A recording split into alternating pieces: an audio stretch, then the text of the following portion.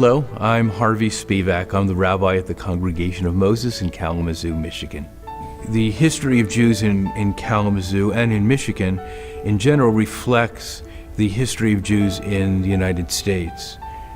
The first sizable immigration of Jews to the United States came after the Civil War. There were Jews here since colonial times, but the numbers particularly increased after the American Civil War, when Jews from Germany came to the United States, including Kalamazoo. The later and biggest wave of immigration came in the 1880s, 1890s, and afterward from East Europe.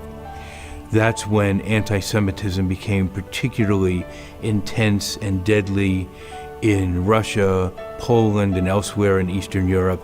And Jews from that area finally fled, many of them to the United States. The Congregation of Moses was founded in the 1890s by East European immigrants.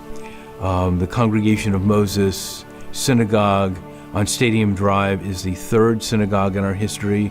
We had two downtown, and then in 1961, this newest synagogue was built. We've been here ever since.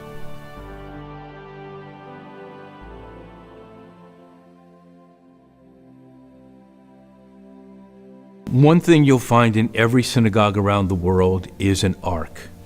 An ark is a storage closet at the front of the sanctuary. And inside the ark are copies of the Torah. The Torah is another word for the 5 books of Moses. And we have copies of the 5 books of Moses in the ark because we read some chapters from the 5 books of Moses every morning during Sabbaths and holy days. And the special thing about these particular copies of the Torah that you'll find in the ark is that they are made the same way books were made thousands of years ago. The 5 books of Moses in parchment form are very large.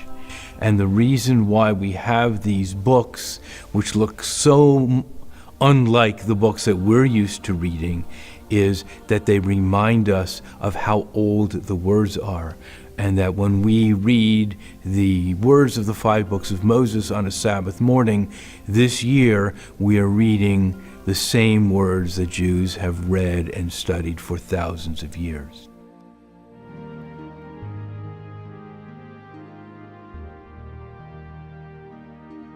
Passover is a very important holiday because it's a historical holiday. It's based on the history of that event, the liberation from slavery, and the forming of this slave rabble into a people with a very new and different concept of God. Part of the ritual of Passover is the Seder.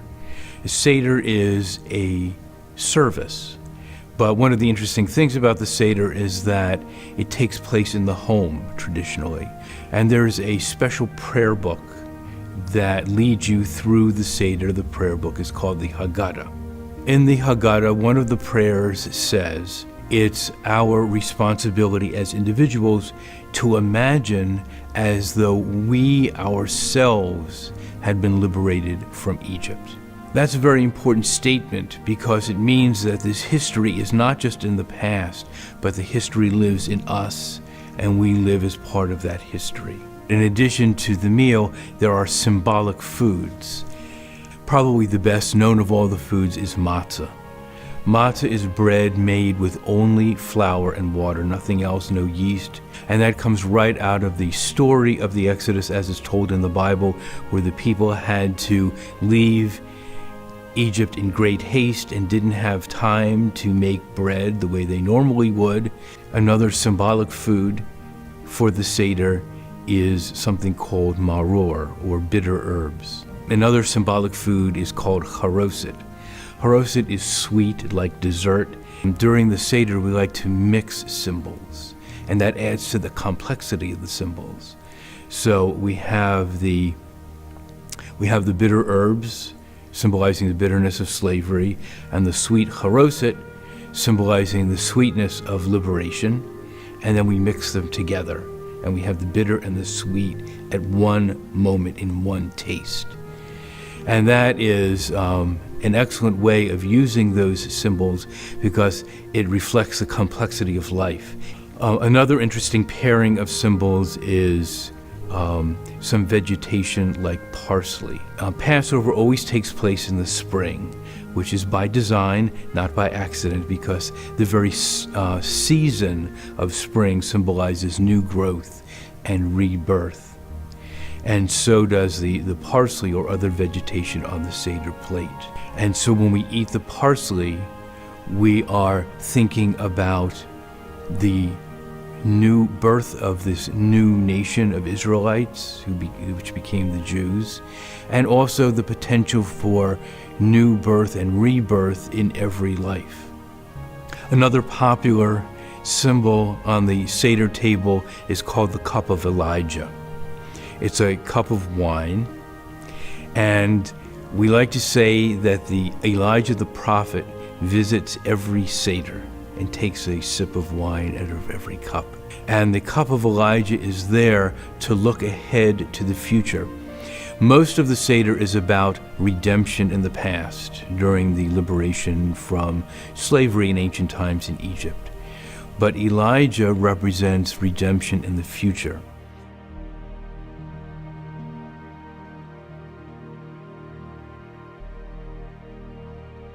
In Detroit and in Washington and elsewhere, there are Holocaust museums. It's very good for our country and for our society to remember the Holocaust, what it was, and the reality of it.